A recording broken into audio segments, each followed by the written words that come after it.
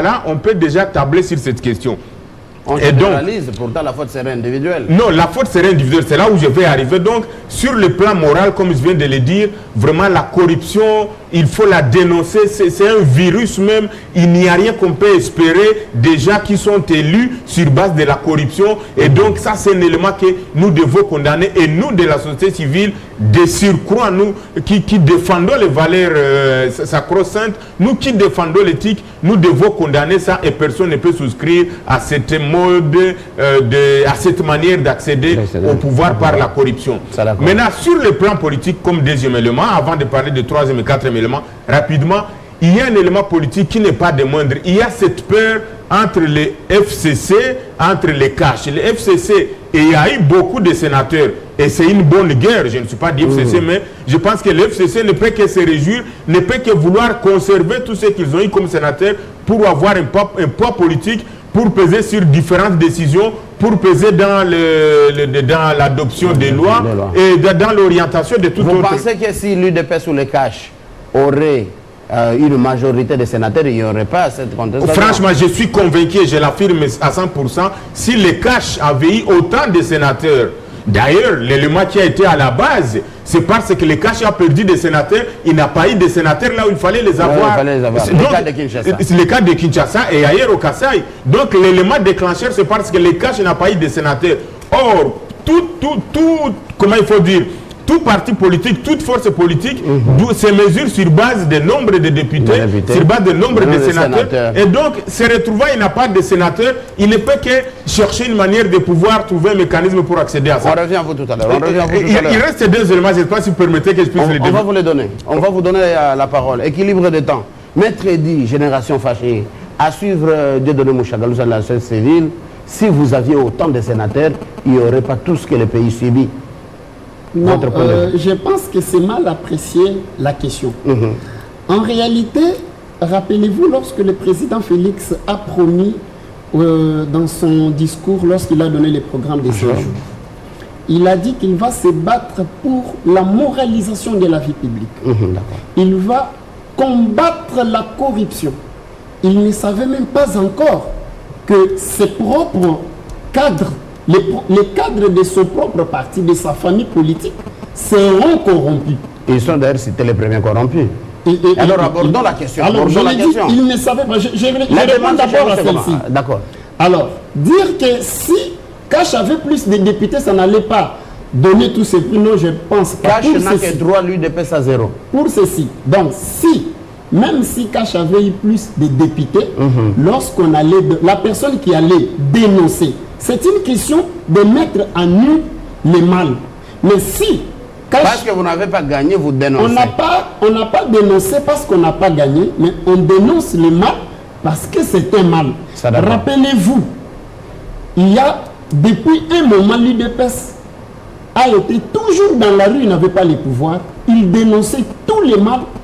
Je dis bien tous les mal, toutes les violations des lois, tout ce qu'il considérait que ce n'était pas légal, il dénonçait, descendait dans la rue, des gaz lacrymogènes, on les recevait.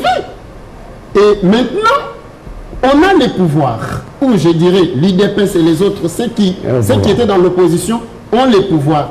Le mal se réalise, ils dénoncent. Et pourtant, on pouvait dire que comme on est au pouvoir, on fait taire. Parce que si nous soulevons ça, ça va salir. Ça montre que ce sont des hommes corrects qui ne veulent pas du mal. Maintenant, dans Génération Fâchée, votre point de vue personnel, parce qu'ici, là où l'UDPS devait avoir des sénateurs, vous n'en avez pas eu. On sent que la corruption touche le parti au pouvoir. Parlons de l'UDPS. Vous êtes de la Génération Fâchée. Votre point de vue. Naturellement, je donne un point de vue. La corruption est un mal. Et les députés de l'UDPS soient tombés si bas, c'est un mal et je les condamne. Je ne peux pas admettre, je ne peux pas permettre ni soutenir un député qui, tu as battu campagne des fois sans argent parce qu'il n'était pas au pouvoir, il n'avait pas l'argent pour faire des grandes campagnes. Supposé comme ça. Oui, supposé comme ça, non, naturellement, parce que ceux qui ont fait des campagnes avec opulence sont ceux qui avaient quand même certaines facilités. On dit certaines choses. Mais eux, les gens qui les ont votés là, qu'on se dise la vérité, ont refusé des fois la corruption. Ils ont refusé des t-shirts, ils ont choisi tout simplement les idées. Mais à leur tour, ils n'ont pas voulu continuer faire avancer cette idée-là de s'accrocher aux idéaux du parti. Il se laisse corrompre en prenant des petits moyens et mettre les partis et la démocratie en construction en péril. Mon frère vient de le dire, la corruption est un virus. Si nous les laissons comme ça, ils vont nous mettre tous, ils vont nous manger tous. Il faut les combattre. De l'UDPS, FCC, tout le monde, je voudrais que chacun, partout où nous sommes, nous puissions condamner le mal sans tenir compte des visages des individus. Et d'appartenance politique, voilà, ça d'accord. Ça c'est très bien. Mais il y a une question que j'ai posée à laquelle vous n'avez toujours pas donné de réponse avant que je donne la parole à Lembolo et à d'autres. Avant même son installation, le Sénat est suspendu ou c'est l'installation qui est reportée sine die? Parce que le peuple doit savoir, on va faire 5 ans sans le Sénat où l'installation interviendra dans pas longtemps, en attendant la procédure. Il faut reconnaître que la tendance actuelle, c'est que tout le monde, l'opinion générale, voudrait que le Sénat soit supprimé d'ailleurs. Nous ne devons pas avoir honte de le dire. Nous voyons... C'est légal? Oh, c'est le Sénégal, oui, puisque c'est un point de vue qui est partagé pour le moment dans l'opinion. Voilà. Mais pour l'instant, nous pensons qu'il y a le report de l'installation du Sénat et on va essayer de voir dès qu'il y aura des sénateurs, même s'ils ne sont pas encore investis du pouvoir pour le moment, qui seront coupables de la corruption, certainement qui seront invalidés. Et il y a parmi les sénateurs élus pour le moment, ceux qui ont des mains propres. On ne peut pas les sacrifier par rapport à ceux qui ont trempé dans cette magouille de la corruption. Mais on ne prouve même pas la corruption. C'est difficile de prouver cette corruption. Non, il est certes, je parie et je le dis bien devant l'opinion, il va y avoir des cas qui vont être sévèrement punis et qui seront avérés dans la corruption parce qu'il n'y a pas de fumée sans feu. Et nous pensons que nous demandons au procureur général, et cette fois-ci, qu'on puisse les pointer des doigts, qu'on les montre à l'opinion, que ce soit des députés provinciaux, que ce soit des sénateurs. Nous voulions que la rigueur de la loi puisse être appliquée vis-à-vis de ces gens qui mettent la nation en danger. D'ailleurs, il y a déjà de la place vide dans les prisons parce que d'autres viennent d'être libérés. La parole à la je résume en disant qu'il y a l'installation du Sénat qui est retardée, mais il y a des sénateurs qui sont propres, on ne peut pas les sacrifier. Voilà, il faut qu'on puisse... Comme le premier des sénateurs, le sénateur à vie, le sénateur Joseph Kabila. Il n'était pas voilà, il n'est pas concerné. concerné. Donc sa chambre d'installation directement, vous commencez par son voilà, évidemment, il faut réfléchir, comme je viens de le dire, il faut crever l'abcès, il faut réfléchir profondément. C'est une question à laquelle on ne peut pas aller avec des émotions. S'il faut supprimer le Sénat, nous en tout cas, nous sommes prêts qu'on puisse... Alors vous supprimez le Sénat. Où va travailler le sénateur à vie Joseph Kabila? Première expérience, c'est le sénateur. Vous supprimez le Sénat. Évidemment, c'est une matière à réflexion et vous savez qu'on est en train de dire pour le moment que même il y a beaucoup de matières qu'il faut réviser dans la Constitution. Et donc ce sont des éléments qu'il faut déjà commettre sur pied, des desks qui doivent réfléchir sur autant d'options, sur autant d'éléments qu'il faut revitaliser pour la nation avec la République actuelle. J'aime les mots là, les desks qui doivent réfléchir. Alain Bolodja, vous êtes analyste politique, bienvenue. Merci. Alors, une grande institution comme le Sénat ne peut devenir une association de gens sans éthique morale. Dixit Vital Kamere, directeur de cabinet du chef de l'État, Félix Antoine Tshisekedi. Votre point de vue? Bon, je crois qu'il a raison. Il a raison par rapport à son analyse, il a raison, effectivement. Mais ça ne doit pas seulement se limiter au niveau du Sénat. Il faut aussi toucher l'Assemblée provinciale, l'Assemblée nationale, ainsi que la présidence de la République. Parce que je considère de mon point de vue qu'il y a un sérieux problème. Apparemment, nous sommes... Dans le casting des acteurs politiques. Nous sommes en train d'assister à une crise de ménage entre le FCC et son épouse, qui est l'UDPS, qui voudrait assez que nous tous nous soyons pris en otage, tout simplement parce qu'il y a une crise au sein de leur coalition, comme ils aiment l'appeler. Naturellement, toute société doit se fonder autour d'un certain idéal. Et parmi ces idéaux, nous avons ces vertus-là, c'est-à-dire des valeurs républicaines, des valeurs cardinales, qui voudraient assez que nous puissions bâtir notre société autour de ces valeurs. Mais fort malheureusement, nous assistons à une sorte de théâtralisation. Parce que la corruption n'a pas commencé qu'avec les sénateurs. La corruption a commencé bien avant. Parce que si on dit qu'il n'y a pas de fumée sans feu... c'était votre régime bien avant. Maintenant, c'est ce régime qui attaque. Bon, moi personnellement, je me considère... Il faut dire que vous êtes de l'ancien régime, la majorité présidentielle. Non, mais j'ai quitté la majorité il y a bien longtemps. J'ai quitté la majorité parmi les raisons... Maintenant, vous êtes de la Mouka? Non, je ne suis pas de la Mouka. Je suis personnalité politique indépendante, voilà, proche de Martin Fayulu. Ah, proche de Martin Fayulu. Proche de Martin Fayulu. Pas de la Mouka, mais proche de Martin Fayulu. c'est que nous devons reconnaître. Nous devons reconnaître qu'effectivement, le processus électoral a été entamé. Plusieurs faits ont été fustigés par tout le monde. Tout le monde aujourd'hui reconnaît que M. Félix Tshisekedi ne mérite pas être président. Il y a eu des arrangements particuliers entre l'ancienne majorité présidentielle et la politique qui les arrange. Les arrangements. Il y a eu des arrangements particuliers qui ont fait que... Les arrangements, la politique, ce sont les arrangements. Il y a eu des arrangements particuliers qui ont fait qu'il soit là. Et aujourd'hui, il s'est ressaisi en retard pour lutter contre la corruption. Et pourtant, lui-même, déjà, son accession... Il n'a pas encore 100 jours. Comment il s'est saisi en retard? Et pourtant, lui-même, déjà, son accession à la tête du pays est sujet là un autre débat. Non, parce qu'on ne reviendra pas sur ce qu'a fait la CENI, la Cour constitutionnelle. Ne déplacez pas les débats. Je suis désolé, ce sont des faits liés.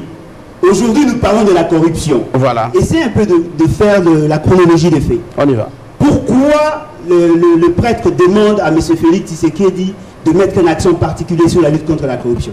Ce sont le même prêtre. Ce qui est en train d'être fait. Ce sont les mêmes prêtres qui ont dit que M. Félix Tshisekedi n'était pas l'élu. Ce qui veut dire... Sans fournir les preuves, ça c'est un débat. Voilà pourquoi il y avait les procès à la Cour constitutionnelle et il y avait voilà pourquoi j'ai dit... Mais nous avons pas dans cette terrain-là. Aujourd'hui, la société est mise en mal, tout simplement parce qu'il y a des petits gloutons que nous devons tous constater et que les gens cherchent à tout prix à satisfaire. Comme l'ont dit les autres, si M. Félix Tshisekedi s'était retrouvé, voilà, je doute fort qu'il allait faire de cette question de la corruption son cheval de bataille.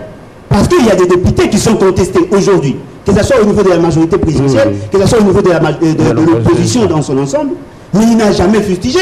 Et lorsque le procureur, déjà, en son temps, avait averti la société, et surtout par sa correspondance envoyée à la CENI, qu'il y aurait une intention de tricherie, M. Félix Tshisekedi n'a pas réagi. S'il réagit aujourd'hui, c'est tout simplement, comme vous l'avez dit, si bien dit d'ailleurs, c'est tout simplement parce que son parti ne se retrouve pas. Ce qui sous-entend qu'aujourd'hui, nous sommes en face d'un maître qui voudrait imposer la vision de la société par rapport à la pression qui subit au niveau de sa base. Ce qui veut dire, quelque part, il n'a pas les leviers du pouvoir et tout simplement, il voudrait nous imposer une dictat de l'UDPS, c'est que nous ne pouvons pas accepter. Mais d'un côté, parce qu'il lutte contre la corruption. Non, il lutte contre la corruption pour que cette lutte soit en sa faveur. Bénéfique pour son parti l'UDPS. Non, mais la corruption n'a pas commencé que par les députés provinciaux. Et ce qui est aussi vrai, ce qui s'est fait aujourd'hui, c'est aussi une occasion pour la société de voir que l'UDPS n'est pas que constitué de saints. Aujourd'hui, nous constatons que le président de la République, qui est le premier citoyen, a fustigé l'attitude des membres de son propre parti. Ce qui veut dire l'immoralité à caractériser ces partis, et fort malheureusement, la population n'avait pas cette information. Aujourd'hui, c'est officiel, nous pouvons que saluer dans une certaine mesure. Relativisons le langage, sinon, 10e l'immunité, vous risquez de ne pas passer là-bas. Non, mais ce qui est vrai, ils n'ont pas pris tout le pays en otage. Nous ne sommes pas leur sujet. Si aujourd'hui nous sentons qu'il y a des dérives, eh bien nous devons le ramener à l'ordre. C'est ce que nous voulons. Nous voulons avoir une société bâtie sur des valeurs. Lorsque le président de la République est contesté, lorsque les députés provinciaux sont contestés, les députés nationaux, eh bien, ça sous-entend que nous sommes mal partis. Parce qu'aujourd'hui, nous avons des gens qui seront appelés à lutter contre la corruption. En même temps, ils sont plongés dans cette corruption. De lors que l'Église catholique, par le prêtre Lacento, avait déjà fustigé, et qu'aujourd'hui, l'Église catholique revient pour demander à M. Félix Tshisekedi de lutter contre la corruption, cela sous-entend que l'Église a l'information, et la vraie information, qu'aujourd'hui nous sommes mal partis. Mais sans preuve. Sans preuve. Non, mais si vous voulez des preuves, eh bien, en journalisme, on parle de faits et du côté du droit, les preuves. Non, mais mon concitoyen d'en face a dit qu'il n'y a pas de fumée sans feu. Nous allons partant de cette philosophie-là, qui voudrait assez que nous puissions effectivement considérer tout ce qui s'est dit au niveau de la société, parce que c'est nous qui avons voté. Alors, équilibre de temps, répond rapidement à cette question. Si avant même son installation, le Sénat suspendu, c'est l'installation qui est suspendue, ou carrément c'est le Sénat qui est suspendu, on aura un régime sans le Sénat. Ça aussi, c'est un fait que nous devons fustiger. C'est une institution constitutionnellement établie. Ce qui veut dire qu'on ne peut pas, partant d'une décision de la réunion une institution qui n'est pas constitutionnelle en tant que telle, Parce que lorsque nous citons, on voit les dispositions constitutionnelles qui nous fixent les institutions de la République, cette institution est une institution ponctuelle. Qui ne veut pas dire que cette institution peut prendre des décisions, parce qu'il n'y a aucune disposition qui nous donne la compétence de cette institution. C'est une institution factuelle qui dépend de la circonstance, et c'est le président qui doit convoquer. Mais si déjà, à leur niveau, ils confondent... Mais qui a un pouvoir juridique de prendre des décisions? Non, je ne vois pas une disposition constitutionnelle qui reconnaît à cette institution le droit de prendre des décisions. Des orientations, peut-être, mais pas de décisions. Parce que dans la structure de l'État, nous ne voyons pas l'interinstitutionnel comme une institution de la République. Et aussi, pourtant, il n'a pas voté à cause de la réunion internationale. Du fait que cette constitution est passée par référendum, ça ne peut pas être une décision prise de manière unilatérale par la classe politique sans pour autant consulter le propriétaire de cette constitution. Donc, suspension de l'installation du Sénat au report sinédique, il faut poser la question à la population. La constitution a tranché sur cette question. L'article 114. Dès lors qu'il y a eu vote et que personne n'a contesté les élections, on a fustigé la corruption, et pas dans toutes les provinces, c'est que sous-entend la Constitution doit s'appliquer, parce que nous ne pouvons pas être pris en otage par les institutions qui tirent la substance de leur existence de cette Constitution. C'est que sous-entend qu'aujourd'hui, dès lors que le Nanga n'a pas donné un autre son de cloche par rapport à cette décision, c'est la Constitution qui s'applique. C'est-à-dire, après 15 jours, on doit avoir les Sénats. Aucun politicien n'a le droit d'extirper de la Constitution une institution qui a été acceptée en majorité de la population. Ah voilà. Carlos Moupili, acteur de la société civile, est-ce qu'on peut parler d'une crise ou un combat normal, légitime, et on revient, on vous donne la parole parce que c'est l'installation qui est suspendue, l'installation du Sénat, ou c'est le Sénat qui est suspendu par, vous dites, une institution qui n'est pas reconnue dans la nomenclature de l'État des institutions RDC. Monsieur, il faut d'abord admettre que le chef de l'État, il est avant tout un humain. Je présenterai cette anecdote d'un pasteur de grand de renommée et qui apprend que ses 3 filles sont hospitalisées parce qu'elles ont été engrossées et il voulait avorter clandestinement. Quelle honte pour ce pasteur. Tout le monde espérait, vous entendez dans la cité, les gens disaient que et maintenant, sur 12 députés provinciaux de l'UDPS, il n'a pas réussi à faire élire même des sénateurs. Tout en respectant leur droit à la présomption d'innocence, ils sont réputés d'être corrompus. Cela veut dire que l'UDPS devient le berceau de la corruption et que même le membre... Les berceaux alors qu'ils n'ont pas la majorité des députés. Non, j'ai dit, sur 12 députés, tous corrompus, cela signifierait que même le membre du CACH nommé au cabinet du chef de l'État peuvent aussi être corrompus. Cela signifierait aussi que même le futur ministre qui vient de l'UDPS seront aussi corrompus comme ceux de Mobutu, susceptibles d'être corrompus. Voilà ce qui fait fâcher encore les chefs de l'État. Lorsqu'ils étaient dans l'opposition, ils disaient que Mbisi Polakaka et Banda Opolana Moutou. Il n'y a pas de mauvaises troupes, il n'y a que les mauvais chefs. Or, c'est lui qui est le président de l'UDPS. Vous entendrez encore sous Mobutu, on disait que c'est seulement Mobutu qui était le mal, seulement Kabila Joseph qui était le mal. Voilà, il avait peur aussi de ça. Mais revenons maintenant à ce qui est suspendu ou reporté. Ni l'un ni l'autre. Et si je parle comme juriste senior, d'abord, un communiqué ne peut pas suspendre une disposition légale. Et si on parle d'une disposition c'est un communiqué, ce n'était pas une décision. Non, c'était un communiqué. Un communiqué a une valeur informative. Un communiqué d'une réunion présidée par le chef de l'État. Évidemment, c'est une réunion. C'est une réunion. Une réunion solde par un rapport ou par un communiqué. Un communiqué, vous êtes un journaliste, vous connaissez que c'est rien que pour informer. Et encore, la réunion interinstitutionnelle, c'est un cadre de concertation. Ça n'a aucune valeur juridique. Et ici, je voulais dire que le président de la République décide par ordonnance et non par communiqué. Deuxième chose, nous sommes en droit constitutionnel où la compétence est d'attribution. On ne pose pas la question en droit constitutionnel, est-ce que c'est interdit, mais on pose la question, est-ce que c'est autorisé?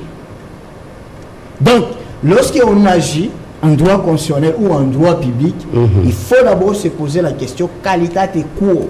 Est-ce que j'ai la qualité de poser cet acte? Et cette qualité vient de la Constitution. C'est pourquoi on dit vu la disposition telle de la Constitution. Donc on tire la base constitutionnelle et la base légale.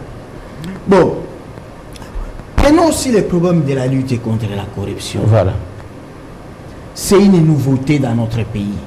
Et je vous assure que nous n'avons ni expérience ni expertise à cette matière. Parce que la corruption a atteint le niveau de la culture. Même ceux qui sont censés traquer, ils ont peur aussi. Parce que vous comprenez que beaucoup même des Indo-Pakistanais sont protégés par le haut magistrat. Donc eux-mêmes, ils ont peur. Nous sommes des avocats. Qui de mes confrères a déjà vu un procès contre la corruption ici? Personne, même notre bâtonnier. Et même peut-être... donc ça c'est une première quand même. Oui, vous connaissez cela. C'est pourquoi la dernière parole que j'avais prise quand j'étais 2 semaines avant, j'ai demandé au président de la République d'inviter le ministre de la Justice et les procureurs généraux près des cours d'appel. Parce que ce n'est pas de la compétence du procureur général près de la cour de cassation de poursuivre les députés provinciaux. Encore, c'est une aberration du droit pénal. Les députés provinciaux sont justiciables devant les cours d'appel. Donc, c'est le procureur général près de la cour d'appel. Alors, et la mission traditionnelle de l'OMP, du ministère public du parquet, ce n'est pas seulement de recevoir des plaintes, mais aussi de rechercher les infractions. Et lorsque déjà ici sous le plateau, les gens ont crié, nous avons crié. C'est déjà une source. C'est l'indice. Mais c'est pourquoi on dit qu'on n'a pas d'expérimenté dans ce domaine. Ailleurs, pourquoi on a poursuivi Sarkozy? C'est parce que seulement le fils de Kadhafi a parlé à l'interview que son père, Sarkozy a été financé par son père.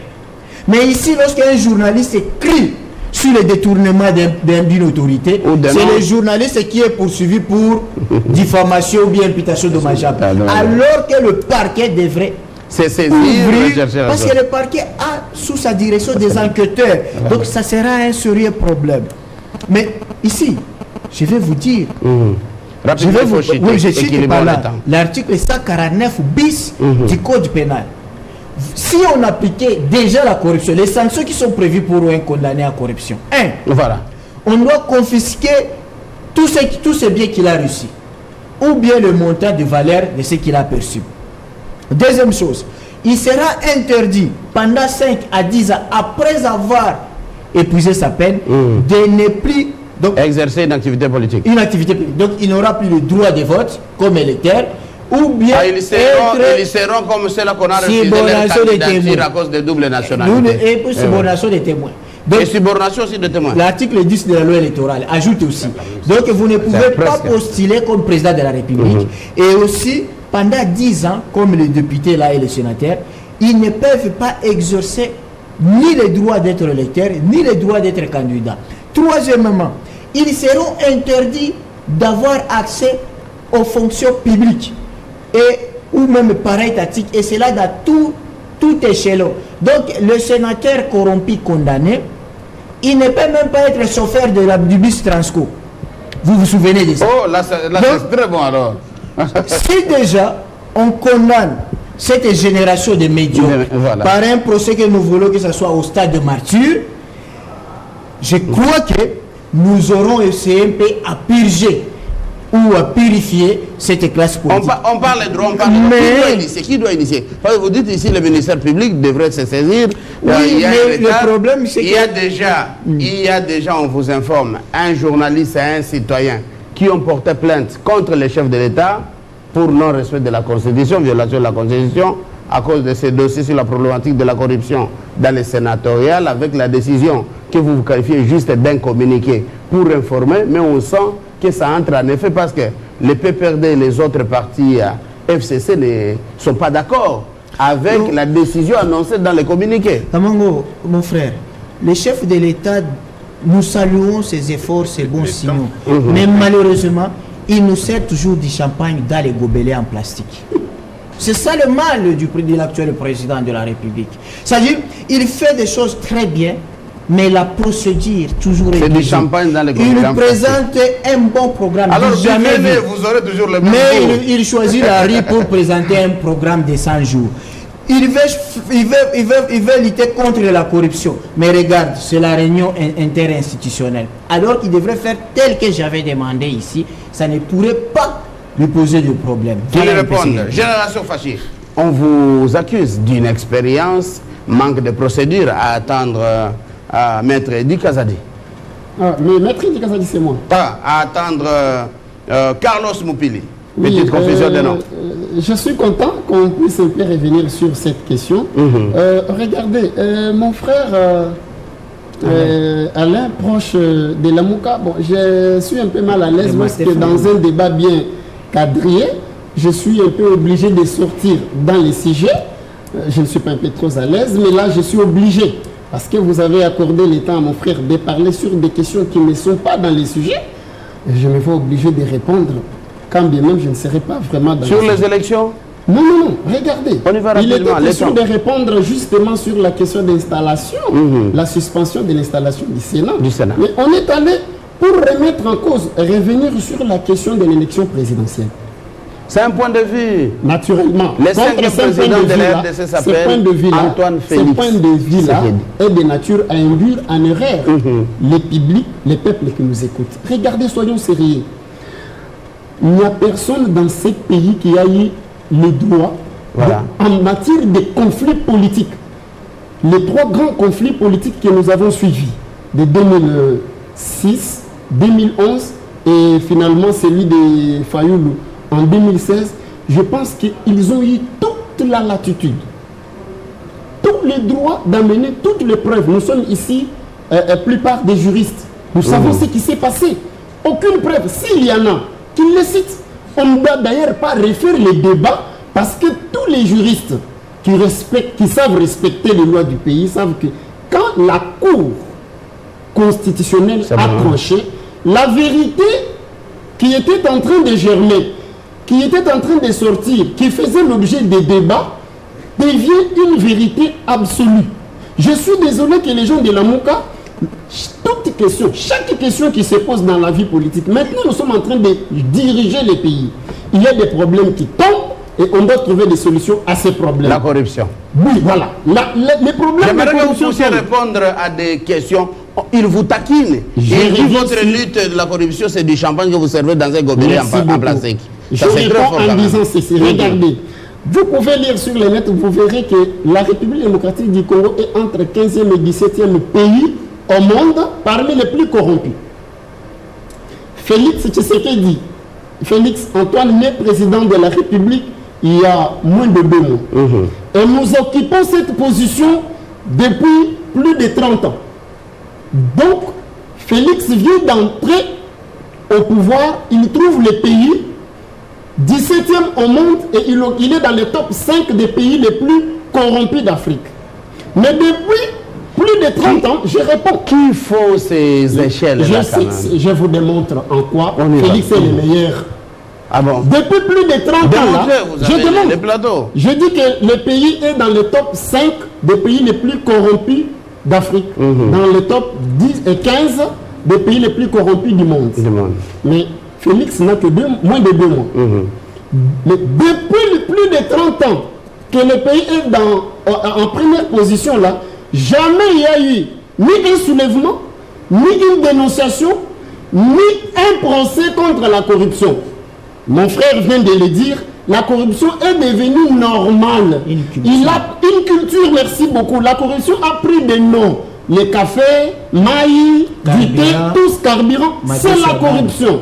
Mais je retiens moi que pour la première fois que des gens ont eu le courage de dénoncer la corruption, c'est pendant que Fachi Félix Tshisekedi est au pouvoir. Mais le régime passé, il y avait un conseil spécial en charge de lutte, bien sûr, contre la corruption et le blanchiment de capitaux. Naturellement, vous avez vu... Ce n'était pas une lutte engagée. Vous avez vu un seul soulèvement, un procès, donnez-moi. Lui m'a dit... Mais on a lu dans les médias, je me rappelle, des noms des gouverneurs et des acteurs politiques qui étaient cités quand même. Vous, le problème actuellement, citez-nous ces députés-là, même au sein de l'UDPS. Commençons par vous. Qui sont vos députés parmi les 12 les plus corrompus? Naturellement. Nous devons traiter des questions avec le respect des dignités des gens. Présomption d'innocence. Oui, oui, on ne doit pas citer... Mais ne vous ont donné aucun sénateur? Non, je vous explique comment ça va se passer. Je vous explique. Chaque personne bénéficie du principe de la présomption d'innocence. Nous partons des principes vers les particuliers. Nous constatons qu'il y a naturellement la corruption. C'était simple. Les analyses ont démontré que l'UDPS avait 12 députés et qu'il n'y a que 3 voix qui ont été répertoriées. Donc les 9 se sont fait corrompre, naturellement. Il y a eu beaucoup d'éléments au sein du parti qui ont prouvé qu'il y a eu la corruption. On a dénoncé, s'il vous plaît. Et à partir de la dénonciation, le ministère public s'est saisi ou il a été saisi. Voilà. Je termine. Vous terminez rapidement. Non, non, le temps, on doit conclure. Naturellement. Mais attention, ne confondons pas les choses. Le président de la République n'a pas voulu étouffer ni la justice, ni la CENI, ni qui que ce soit. C'est ici les fruits de ce que nous cherchons, donc l'état de droit. Il y a eu la corruption naturelle. Mon frère de l'autre côté vient de dire quelque chose. Il dit, on a démontré que l'UDPS ou la famille politique du président de la République est le berceau de la corruption. Non, ce n'est pas vrai. Il est vrai qu'on a dénoncé les membres du parti ou de la famille politique du président de la République se sont rendus coupables de la corruption. Mais je viens de vous démontrer que la corruption existe il y a 17 ans. En plus que le président ait permis que ce soit ses propres enfants ou les enfants d'ailleurs, qu'ils soient poursuivis et sanctionnés, c'est un acte de plébiscite. On ne doit pas condamner ça. Alors, depuis c'est des solutions. Une décision annoncée dans un communiqué. Oui, je pense, comme je l'ai dit, les droits, c'est une forêt. Donc, la réunion, vous l'aviez dit, interinstitutionnelle, la fois passée, avait pris des options ou des orientations, des recommandations. Ça produit des faits. Je pense, je l'ai dit, j'ai donné des éléments sur le plan moral, sur le plan politique, sur le plan juridique. Maître Carros vient de prendre quelques éléments. Et maintenant, il y a un élément sur le plan social. Dans tout ça, qu'est-ce que le peuple gagne? C'est ce qu'il faut chercher à savoir. Mais on ne doit pas faire l'amalgame par rapport à ce que mon co-débatteur vient de dire ici. Comme je viens de le dire, il y a l'élément déclencheur, c'est le fait que le CACH n'a pas eu de députés, n'a pas eu de sénateurs. Parce qu'il n'y a pas qu'à Kinshasa. Rappelez-vous que la législature passée, ici il y avait les candidats d'IMLC, les députés d'IMLC qui étaient là. Mais majoritaire, on a eu quelqu'un de la majorité qui a été élu comme gouverneur. Et probablement que même les corrupteurs ne sont pas nécessairement ailleurs. Peut-être on va retrouver les corrupteurs dans d'autres familles politiques. Au Bas-Congo, par exemple, ceux qui ont dénoncé, il y a des gens qui ont désisté. J'ai vu la lettre d'Atundu, j'ai vu l'ancien, le conseiller spécial en matière de corruption qui avait dénoncé. Et donc ce n'est pas à Kinshasa. Le fait est général. Et donc on ne peut pas dire que ce sont les députés de l'UDPS ici à Kinshasa. Dans d'autres provinces, il y en a. En Équateur, on a dénoncé. Donc je pense qu'on ne peut pas faire l'amalgame. Le problème est plus politique. Et nous pensons qu'il y aura des tractations. Et du Sénat, ça doit être installé ou l'élection est annulée ou c'est les reports de l'installation? C'est les reports, le temps qu'on puisse arriver, il y aura des tractations d'ordre politique qui vont se faire entre les CACH, entre les FCC. Et c'est là où moi je voulais d'ailleurs donner, en tant qu'acteur de la société civile, je ne peux parler ni pour les CACH ni pour les FCC, mais le fait qu'ils se sont mis dans la coalition pour pouvoir gérer le pays, il ne faudrait pas qu'ils commencent déjà à se tirer dessus, puisque ça augure déjà un mauvais avenir pour le pays et ça nous fait peur, nous, de la société civile, et nous pensons qu'il faut qu'ils puissent faire les recadrages. Ce qui nous intéresse, ce n'est pas des débats d'ordre politique, ce n'est pas ces histoires-là de manque de sénateurs, mais le social est en train de nous attendre. Il faut qu'on permette à ce que Félix, qui a été élu, qui assume pour le moment le péril du pouvoir, qu'il puisse se mettre au travail pour donner le social, pour améliorer les conditions de vie de la population. Parce que dans cette guerre de sénateurs issus du FCC, ici de Cache, la population ne gagne absolument rien. Et ce qui va se faire, c'est que Fachi ne va pas travailler, il va dire le FCC est en train de le bloquer, et à ce moment-là, on ne va plus rentrer dans la logique des choses où le chef de l'État sortant, Joseph Kabila, a laissé le pouvoir pour permettre à ce que Félix puisse accéder à la magistrature suprême et aller jusqu'au bout. Maintenant, le FCC risque de dédouaner, comme l'a su bien dit Maître Carlos. Fachi a la bonne foi, il a la bonne volonté, mais il y a des inattentions. Je ne préfère pas parler de l'amateurisme, je ne veux pas parler de l'indélicatesse, mais il y a de l'inattention que Félix est en train de commettre avec son cabinet. Par exemple, cette histoire de faire la sortie de 100 jours dans la rue où le protocole n'a pas été respecté, cette histoire de passer par la réunion interinstitutionnelle qui pose beaucoup de problèmes, cette histoire de cabinet au Palais de la Nation où il a balayé tous les membres du cabinet, il n'a laissé aucun ancien parmi les conseillers principaux et parmi les conseillers pour pouvoir indiquer et où on mais quand même après 17 ans aussi, vous voulez qu'il soit seulement là-bas? Non, le cabinet du chef de l'État, c'est un secteur thématique et c'est un secteur technique. Il aurait été mieux qu'il puisse laisser ne fût qu'un seul conseiller principal et dans les collèges qu'il puisse prendre un des conseillers là où ça devrait être pour l'indiquer. Ce sont des inattentions où on trouve plus de 70% des conseillers qui ont des noms à connotation lourde et qui risquent, Fachi n'est pas un tribaliste, mais on risque de les coller ça et ça fait déjà des suspicions par rapport à ce qu'il va donner comme mission. Et donc des inattentions pareilles, je pense, Fachi, il faut qu'on puisse l'aider à ce qu'il a la bonne intention, il peut faire quelque chose, nous croyons en lui, et il a l'avantage d'avoir reçu un pouvoir de la majorité qui n'est pas... donc de pouvoir lui permettre de bien gérer. Et ce qu'il doit savoir, c'est que la population, et surtout nous de la société civile, nous n'allons pas lui faire un cadeau. Il vient de l'opposition, il doit répondre aux besoins. D'accord, la parole à vous, Alain Bolodjoa. On conclut. Turbulence dans le monde politique, piste de solution, comment calmer? Bon, la solution la meilleure, c'est la démission de M. Félix Tshisekedi. Oh. Bien que aujourd'hui les gens ne vont pas comprendre, mais je crois que c'est ce qui va se faire et c'est ce qui doit se faire. Notre problème, c'est quoi? Le fait seulement que le poisson pourrit par la tête et que son pouvoir est contesté, c'est-à-dire que c'est un pouvoir de la honte, il nous sera difficile de voler. C'est que nous voulons que notre société soit construite sur de bases solides, sur des valeurs. Dès lors qu'il est pris en otage par son parti politique, il est pris en otage par la majorité, l'ancienne majorité présidentielle, eh bien, il ne va rien faire. Tout ce qu'il fait là, c'est justement pour... Ce sont des actions cosmétiques. C'est tout simplement pour calmer les ardeurs de sa base. Mais à la fin, qu'est-ce qui va se faire? Ce n'est pas à lui de décider si on doit installer le Sénat ou pas. Il a annoncé 100 jours quand même, on voit des routes bétonnées. Je vous dis, si on doit considérer cela, la quasi-majorité des actions qui ont été retenues dans ces 100 jours, ce sont des projets qui ont existé bien avant. Il y a pas, c'est la continuité. Effectivement. Notre problème, c'est au niveau de la conception de la société. Lorsque nous avons un président, lorsque nous avons un parti politique, ou un ensemble de partis politiques, qui n'ont pas de valeurs républicaines comme le socle de leur action, eh bien, il nous sera difficile de bien évoluer. Parce qu'aujourd'hui, nous devons reconnaître que l'UDPS n'a pas commencé l'action de la corruption aujourd'hui.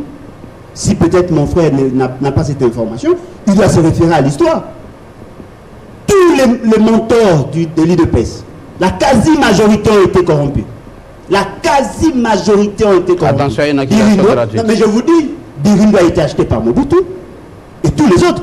Ils ont toujours été achetés. Les débauchages en politique, ce n'est pas une corruption. Non, c'est une corruption. C'est une corruption au regard de ce qu'eux donnent comme information. Vous étiez de la MP, vous avez une approche à non, voilà pourquoi je dis, quand moi j'ai quitté la majorité était le mangeoire.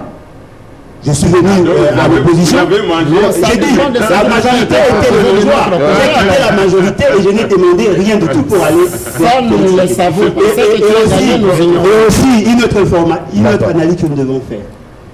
Est-ce qu'il y a une disposition constitutionnelle, une disposition de la loi qui exige aux membres de l'UDPS de voter impérativement le membre de l'UDPS? Non, peut-être aussi ils ont usé de leur droit constitutionnel de ne pas voter contre des produits peut-être impropres à la consommation qui ont été présentés par leur propre formation. Ce qui est vrai. Si on demande aux autres d'apporter des preuves par rapport à leur accusation, sur quelle base le président de la République et tous les autres ont pris la décision de surseoir à l'installation alors qu'ils n'ont pas aussi des preuves? S'ils avaient des preuves, ils n'allaient pas demander au procureur général de la République de mener des enquêtes. Ce qui sous-entend qu'il n'y a pas de preuves jusqu'à preuve du contraire. Et il bénéficie de la présomption de innocence. Est-ce qu'il est interdit de poursuivre un sénateur en fonction? Je ne pense pas. Parce qu'ils ne sont pas exemptés de peine. Ils ont l'immunité, c'est vrai, mais ils ne sont pas exemptés. Même s'ils étaient devenus sénateurs, ils pouvaient être poursuivis parce que nous avons déjà des... Ce qui sous-entend qu'aujourd'hui, le pays est mal géré. D'accord, cher Alain. D'accord, cher Alain, c'est votre point de vue. Une minute, de pistes de solutions pour calmer cette turbulence. Oui, bon, vous allez permettre, je ne dois pas déjà donner... Vous perdez déjà le temps, on va couper l'antenne. J'ai un ordinateur qui nous gère. Naturellement, je préfère quand même répondre même pendant 30 secondes à ce que je viens d'attendre ici.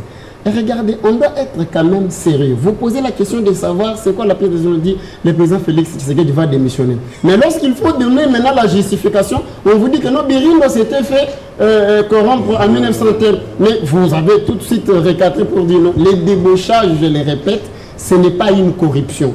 Sinon, comme l'a dit monsieur le journaliste, vous-même vous serez taxé d'un corrompu parce que vous avez été aussi débauché.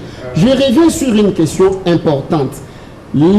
L'existence de la réunion interinstitutionnelle et sa décision, c'est un problème important parce qu'il s'agit d'une crise dans les pays. Je ne comprends pas pour les amis Alain de Lamouka. Ils considèrent que lorsque le peuple descend sur la rue... Le peuple ou la base? Ah, c'est ça le problème. Vous allez faire... Ça aussi, il faut clarifier. Je suis on sait que c'est la base de l'UDPS qui est descendue, pas même la base de l'UNC. Pour Alain, quand les gens descendent dans la rue, revendiquent quelque chose, et qu'ils sont de l'UDPS, du PPRD, de l'Association pour la défense des droits des consommateurs, ce n'est pas le peuple. Je lui concède cette compréhension. Mais moi, le peuple, quand je vois un public, 200, 500, 10 000 personnes descendre sur la rue, dénoncer un mal, je considère que le peuple revendique. Vous considérez que ce n'est pas le peuple, c'est la base, c'est votre compréhension. Et dans ma compréhension, je note qu'un peuple est descendu sur la rue et il y a eu mort d'homme. Oui, mais par qui? Mais naturellement, des militants de l'UDPS. Les militants de l'UDPS, ce n'est pas le peuple pour vous, je vous ai conseillé. On donne des pistes de solutions. Voilà. Arrêtez d'allumer voilà les pistes de solutions. Voilà les pistes de solutions. Donc, nous considérons pour nous autres que il y a eu une crise, il y a une mort d'homme, de telle sorte que si on ne trouve pas la solution... Lui, il a proposé, il a donné sa solution. C'est une proposition, piste de solution. La vôtre. Oui, la mienne, hein, c'est clair. Nous ne sommes plus en crise, la première des choses. Voilà. La situation, la tempête est déjà stabilisée. Nous ne sommes plus en crise, on a suspendu l'installation. Je termine. L'installation des sénateurs et puis les procureurs généraux font leur travail. Ça, donc la situation est normale. Les messages passent. Quand les messages passent. D'accord, donc la solution est déjà trouvée par le président et les autres institutions. Comme c'est la conclusion, voilà, nous avons la tripartite. CNSA, gouvernement, la CENI, pour lever la question. Aussi, aux États-Unis, Trump est installé président de la République, mais les enquêtes sur l'ingérence russe pendant les votes continuent. Troisième chose, donc on laisse pour ce qui est de la comparaison sur la réunion interministérielle, comparaison, il faut toujours qu'il y ait l'égalité. Ici, l'institution, par exemple le Sénat, Kengo ne peut plus représenter le Sénat. Un président du bureau provisoire n'est pas comme Minac ou des temps de Joseph Kabila. Donc cette comparaison n'a pas sa place. Troisième chose, la coalition veut dire quoi? C'est le mariage sous le régime des communautés universelles des biens. Donc les sénateurs du FCC seront au service de Félix Tshisekedi. Ensuite, volontaire une par la et je termine pour dire, la télévision, nous entendons au président de la République de suspendre sur tout le territoire national, de ne plus chasser les enfants à l'école. Ça c'est notre débat, arrêtez. Télé 50 aborde toutes les questions. Oui, cependant, Mathieu Kamango, il faut vous féliciter, mais nous regrettons qu'on n'a pas pu aborder cette question des sanctions que nous dénonçons des Américains à l'endroit des animateurs de la série. De Corneille Nanga, c'est injuste, c'est inapproprié. C'est dans les débats à venir cette semaine sur Télé 50. Merci beaucoup à vous, Dieudonné Mouchagalou, acteur de la société civile, Maître Carlos Mopili, également de la société civile, Maître Edi Kazadi, vice-président Génération Fachi, cher Alain Bolojoa, analyste politique. Vraiment merci d'avoir co-animé avec moi, Mathieu Kamango, de retour ici dans Ça fait débat, votre magazine.